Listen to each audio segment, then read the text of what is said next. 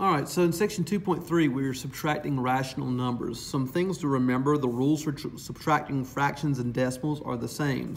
Fractions must have the same denominator, and remember when you're working with decimals that you need to line the correct decimal places.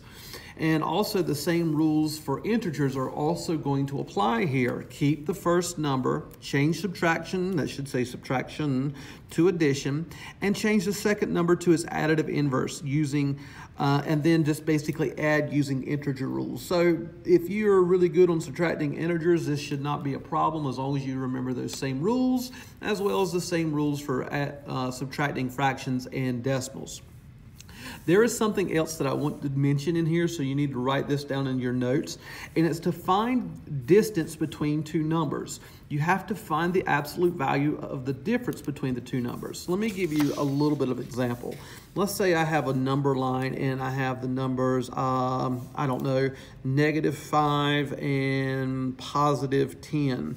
I want to find the distance between this. So what is the distance? Well, here's what all I have to do. I simply subtract. I'm going to say -5 minus 10, and I've got to rewrite that as -5 plus a -10 because my rules, I keep the first number, I change the minus into addition, and then I add the additive inverse. Well, -5 plus -10 gives me -15. So based upon that, it's almost like I'm saying that the distance is -15, but that's not true. Distance cannot be a negative number I say most of the time, but we need a positive number. So this is where this piece comes in. It says the absolute value of the difference. Well, what's the absolute value of -15? Well, it happens to be 15. All right, so the distance between these two numbers is 15 whatever units that I'm looking at. So we'll do some more like this in a minute, but basically we subtract the two numbers and then we find the absolute value. All right, so these two numbers are 15 units apart.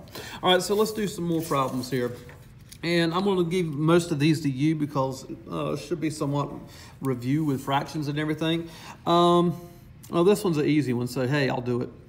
No, I'll leave that one to you. That one's really easy. So let's do a tougher one. So first off, I need to look at this one. I have a -2 3/7 minus 1 2/3. So one of the first things that I need to understand is I cannot do anything with this until I change this from a mixed number to an improper fraction. How do I do that? 7 times 2 is 14. And then I add that to the 3, and then I get -17 over 7. All right? Now, I need to do the same thing with the next one. I have 3 times 1 is 3 times plus my 2 will give me 5/3, okay? But I want to, and it's all subtraction. All right? Now, here's the issue. A couple of issues here. First off, I cannot do anything with these for the simple fact that they do not share the same denominator. So I've got to find my LCD again, just like I did in the last video. And we could do it a couple of ways, but I'm going to do it the old-fashioned way. I'm going to count by 7s up here at the top. 7, 14, 21, 28, and I'm going to stop. Then I'm going to count by 3s. 3, 6, 9, 12, 15, 18, 21. I'm going to stop. The first number that they both have in common happens to be 21. So I'm going to rewrite this. Negative 21, I'm going to leave this part blank, minus something over 21. Leave this part blank. So what did I do to get this 7 to become 21? What did I multiply by? Well, I multiplied it by 3. So I'm going to do the same thing here where I need to go 17 times 3. So I'm going to cheat a little bit off screen here. Yoink. Yep, I was right. 51.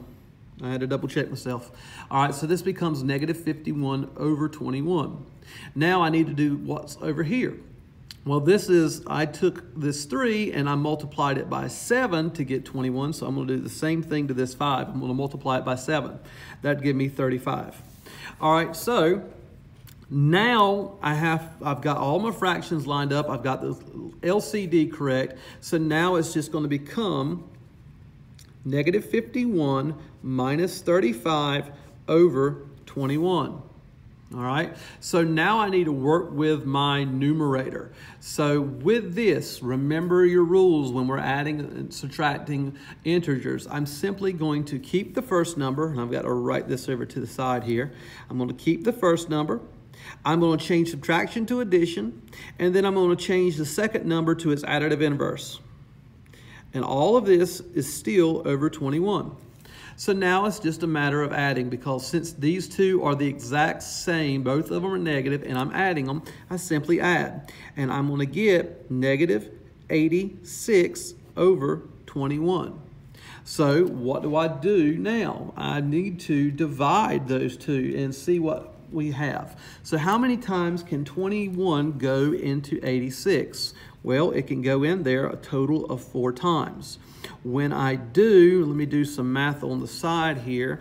I got 21 times 4 is going to give me 4, that's 84. So that's going to leave me with a difference of 2, or a remainder of 2, over 21. And since this was negative, there we go. So my answer to that one problem is negative 4 and 2 21ths, or 2 21st, however you want to say it. 2, I can't even figure it. Negative 4 and 2 21st. There we go. That sounds good. All right. So that's pretty much how we're going to do those. I'm not going to do a lot of review on this for you. I think you can kind of figure that part out about how to subtract.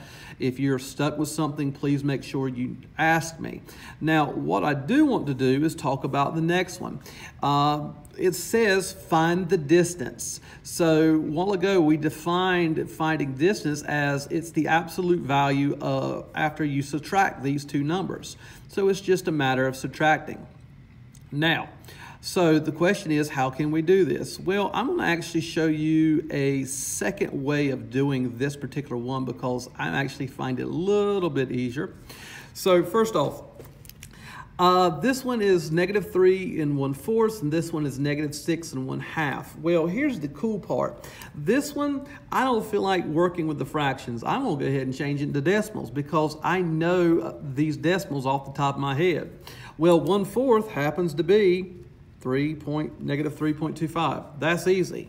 And negative 6 1/2 happens to be negative 6.5. So I just changed these into decimals. Makes my life easier. Now my job is to simply subtract these things. So I'm going to say negative 3.25 minus a negative 6.5. All right? So when I subtract, now we have to follow our rules with subtraction by keeping the first number, negative 3.25, changing this to addition, and then changing this number to its additive inverse, which is 6.5. Now, let's look at it before we go any farther. First off, if we look at our answer here, or look at our problem here, we notice that this is my highest absolute value, which is positive. And this right here is my lowest absolute value, which is negative. So since both of these are different signs, it means that my highest absolute value is positive, and my answer is going to be positive. I just need to subtract now. Well, I'm going to go off to the side here. I'm going to say 6.5 minus 3.25. Well, I'm going to put a 0 here, and I know I've got to borrow. So this would become a 10, subtract, this would be a 2, and this would be a 3. So my answer is 3.25. Now, remember a while ago I told you that we need the absolute value of whatever the difference is. Well, what's the absolute value of 3.25? It's 3.25. So in this particular case, I am done. All right, and that's pretty much it. Let's just go ahead and do one more with you. I'll do 6 with you. And we're going to do the same thing. Now, this one, we have some fractions that, you know what? I want y'all to have some practice with fractions. I'm going to do this one instead. I'm going to do the easy one and make you do the hard one.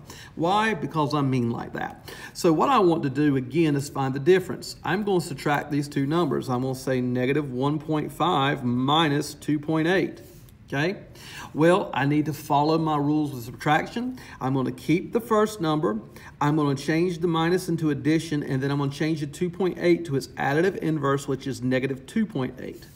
All right, and since both of these are the same negative sign, it's just a matter of adding it. So I'm going to do a little scrap work over here, 1.5 and 2.8. I'm going to add them. 5 plus 8 gives me 13, carry the 1. 1 plus 1 plus 2 gives me the 4, and the decimal stays the same. So I have 4.3. But since these were both negatives, I have negative 4.3. Does that mean that my distance is negative 4.3? No, it does not, because distance must be positive. So I have to find the absolute value of that number, which in this case will be positive 4.3. All right? So I am actually going to leave you, I want you to try number 1, number 6, and 7 and 8. Now, don't let this confuse you. It says evaluate.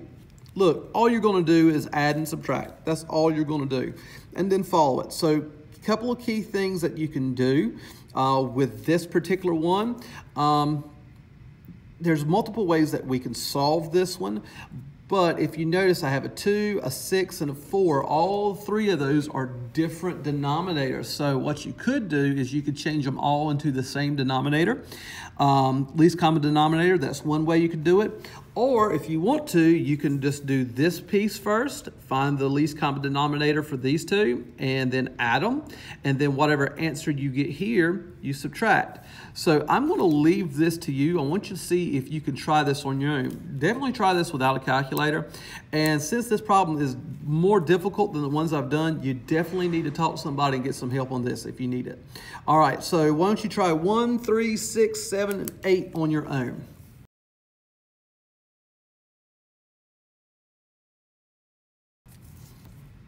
So for number 1, you should have got 2/3. For number 3, negative 1.08. For number 6, 3 1/3. For number 7, negative 5/12. And then for number 8, 1.44. So for number 9, it says your friend drinks 2/3 of a bottle of water. You drink 5/7 of a bottle of water. Find the difference of the amount of water left in each bottle. So I am going to give you a little bit of a hint on this one, and then I'm going to leave it on your own. You want to know the difference between them. So I'm going to actually say a different way. I'm going to say the distance. What is the distance? Because why am I saying that? You want to see how much more one of you has got compared to the other. So will you have a negative number? Will you have a negative amount of water in this? No, you won't. So you need to treat this kind of like a distance problem.